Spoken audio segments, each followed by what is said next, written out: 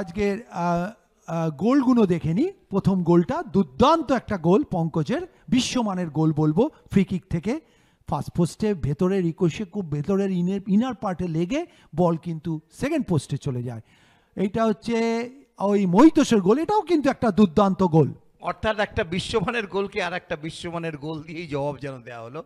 এবং যে গোলটা এই গোলটার ইসরাফিলের যে প্লেসমেন্ট ছিল, ওয়েট করেছিল, এটা একটা কম্বিনেশন প্লে, অনেক প্র্যাকটিস করলে তবেই হয়।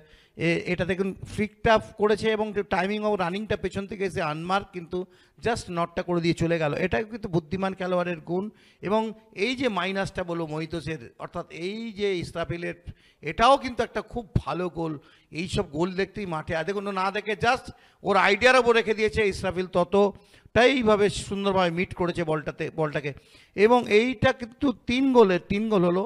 এবং লাস্ট গোলটার ক্ষেত্রেও দেখুন মাথা ঠান্ডা রাখলো কীভাবে, আপনারা দেখতে পারেন। এই দেখুন যেখান থেকে বলটা নিয়ে গেল এবং সেকেন্ড পোস্টে মাথা ঠান্ডা রেখে প্লেসমেন্ট, চমৎকার প্লেসমেন্ট, এবং মাউন্ট স্পোর্টিংকে 4-1 গোলে এগিয়ে দিল এই গোলের থেকে জন্যে।